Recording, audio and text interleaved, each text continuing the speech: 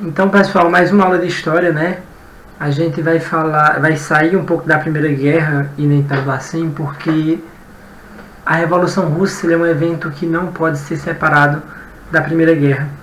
Ele deve muito a eclosão do evento, né? O estopim do processo, à Primeira Guerra Mundial, assim como o que aconteceu na Primeira Guerra também vai dar um pouco dentro da configuração do que foi a Revolução Russa, né? A Rússia acabou saindo do embate da Primeira Guerra devido a esses problemas internos que a gente vai tentar ver um pouco hoje. Mas é preciso que a gente entenda um pouco, como sempre a gente faz aqui, o contexto de como tudo isso aconteceu, de como os processos revolucionários se deram início, né? Porque, embora a gente fale sobre Revolução Russa no singular, é um processo longo e que tem vários outros agravantes, outras pequenas revoluções que foram acontecendo no início do século XX, que acabaram deslanchando no que seria aí a revolução em si, né?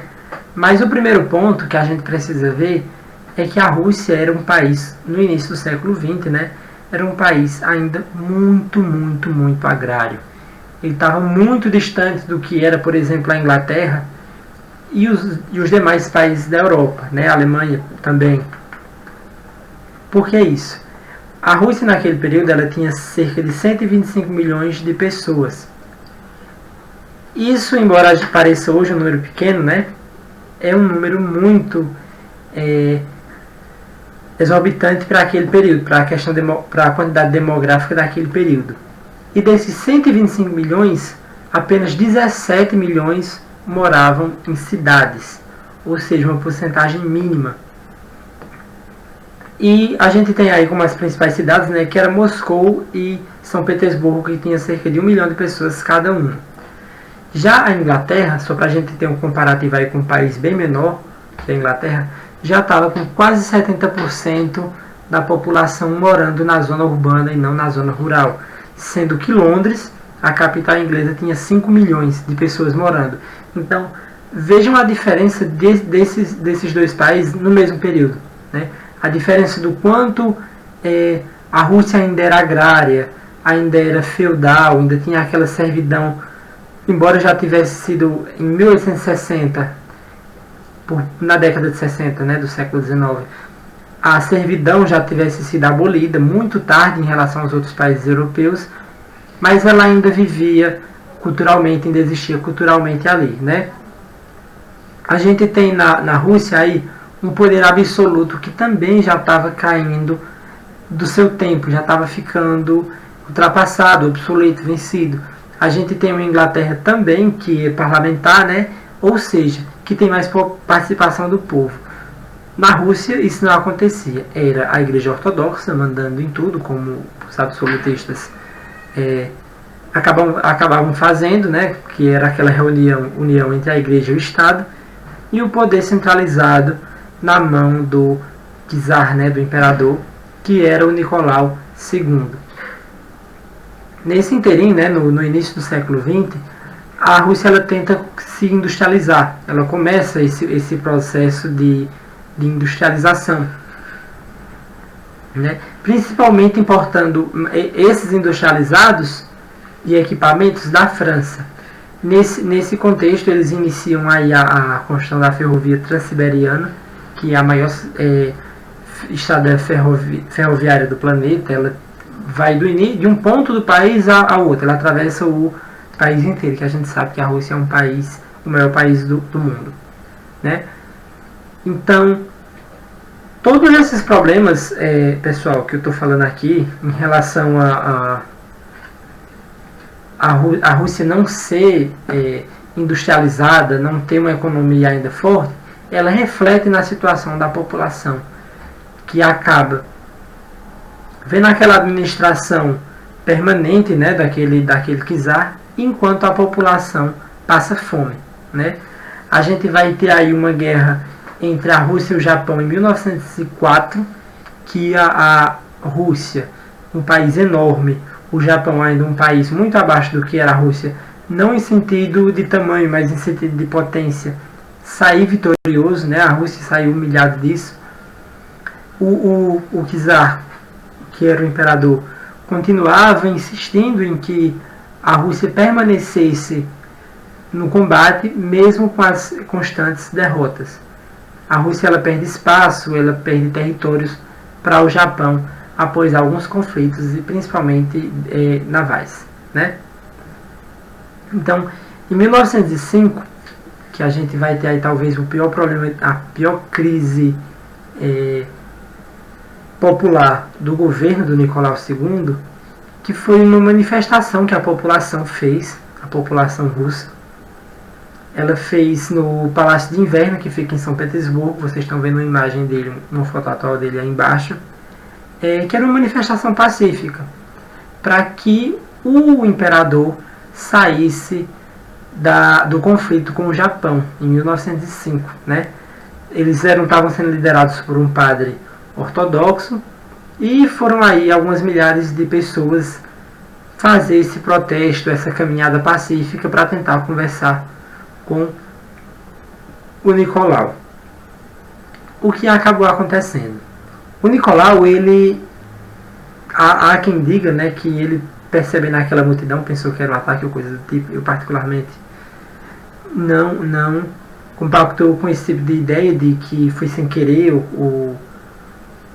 o que é justificável.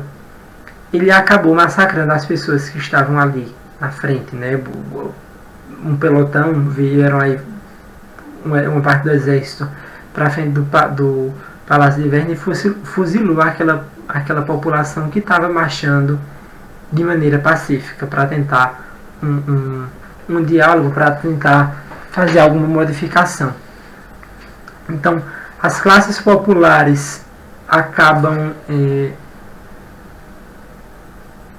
criando uma aversão àquele governante, né, que tinha mandado massacrar ali o pessoal numa manifestação tão pacífica. Nesse contexto, né,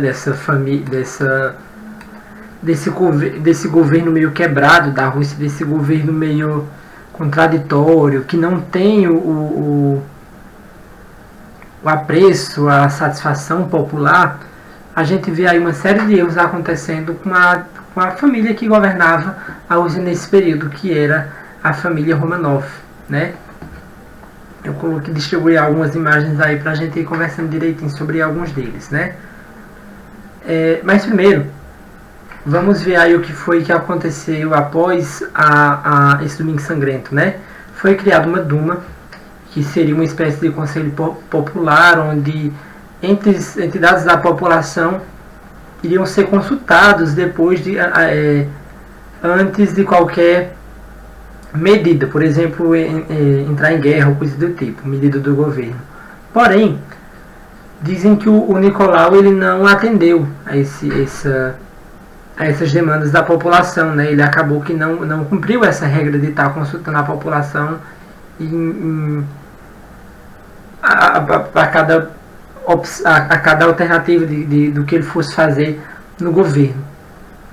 Em 1906 surgiu aí a primeira Constituição da Rússia, lembrando que a da Inglaterra já tinha acontecido há mais de 200 anos antes, e a Rússia, no caso, não só economicamente, mas politicamente falando, estava muito, muito atrasada, né? Ele veio precisar de um parlamento já quando isso já não era mais nem novidade na Europa inteira.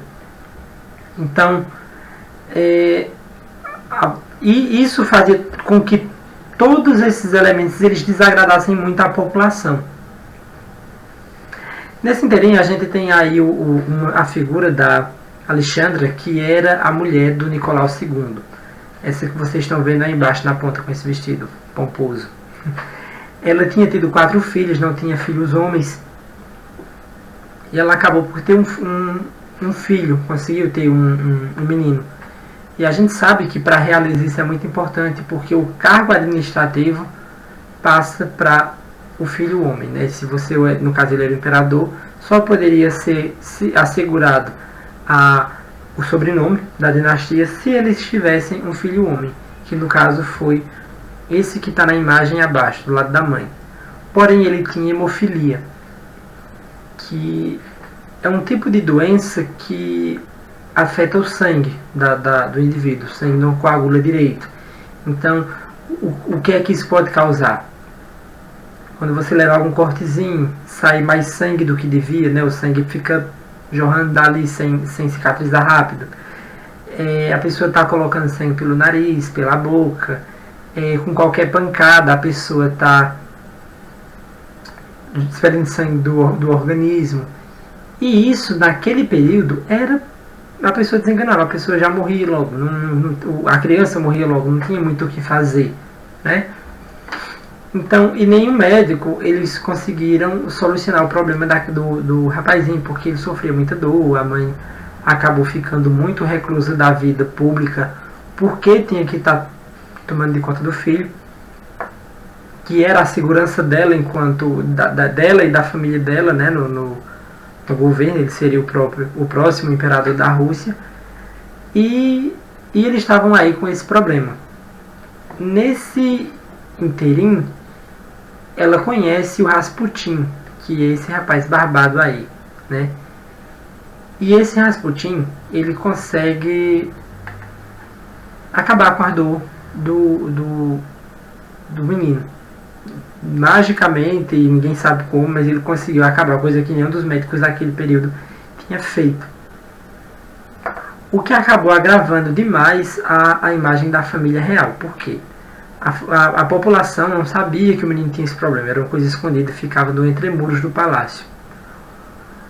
O Rasputin era uma figura medonha. Em que sentido? Não só de aparência, mas era um homem que era dado a bebedeira, a prostituição, ele estuprava mulheres, toda a vida que ele era preso na rua por alguma coisa que ele fazia, ele começava a dizer que dava uns pega na rainha, que fazia as coisas com as filhas do imperador e tal. Só que a família real, devido aos conhecimentos medicinais que ele conseguiu implantar no menino, eles achavam que ele era um santo. E segundo dizem, né, o próprio imperador, ele foi bastante negligente em relação ao Rasputin, porque ele não punia ele da forma que merecia. Então, pela essa família, essa figura do Rasputin, ele ter esse trânsito na família real, essa familiaridade, essa pessoalidade com os governantes, eles acabaram sendo ainda mais, a visão que a população deles continuava a ser pior, né? A própria nobreza lá começou a intervir e tentar tirar o Rasputin do caminho, e de fato ele foi morto pela nobreza, né, pela realeza, mas ele foi uma das figuras que piorou muito a imagem que a população tinha da família real, né? Dizem que o Nicolau, não era um bom administrador, ele entrou com cerca de 25 ou 26 anos no governo, era um homem que gostava de arte, de música, coisa do tipo, não era dado ao ofício público, e acabou sendo caindo aí esse cargo no colo dele, porque o avô dele morreu e pouco tempo depois o pai dele acabou morrendo, né, que não era esperado. Então, a gente tem aí esse contexto de problema financeiro e problema imagético, né, do que a população não gostava, não estava se agradando da família real, que era a dinastia Romanov. Em 1913, eles estavam completando 300 anos que aquele sobrenome era da Casa Real, né, que a dinastia Romanov tinha conseguido ficar naquele governo, né? Então, depois do Domingo Sangrento aí, que a gente já viu, desse Rasputin que piorou muito a imagem da família real, do casamento do próprio Nicolau e Alexandra, né? A Alexandra era alemã e o pessoal já não gostava dessa ideia, que ele tinha escolhido uma esposa alemã. No próprio casamento deles houve morte também, algumas pessoas foram... uma confusão que teve no casamento, acabaram sendo fuziladas, né? Tudo isso depreciava demais a imagem da família real Romanov dentro da Rússia. Então, o que é que vai acontecer? Quando inicia a Primeira Guerra Mundial, que a Rússia ela começa como é que eu posso dizer, a se unificar de novo, a população. Se unificar em que sentido? Em um interesse comum, né? Eles estavam interessados em vencer essa guerra juntos, né? Só que aí começam os desastres da Rússia na guerra, né? Começa a ter muita derrubada, a população, os soldados começam a morrer demais, a população começa a passar fome porque a produção de alimento fica fraca, não conseguem enviar nada para a Rússia devido à guerra. Então tudo favorecendo para a depreciação da família real, porque também ela não administrava a situação direito. A população estava morrendo de fome e o Nicolau II insistia com a guerra. Em determinado momento, o Nicolau, afirmando que o problema da Rússia era a incompetência dos soldados, dos comandantes russos, acaba entrando na Primeira Guerra para tentar liderar as tropas, o que acaba piorando a imagem deles, já que isso não modifica nada, eles permanecem perdendo. Então, todo esse desastre aí vai incitar o que vai ser todo o processo político que vai acabar minando a família real, né? Sendo que todos eles foram assassinados pelo movimento revolucionário, que a gente vai ver na próxima aula.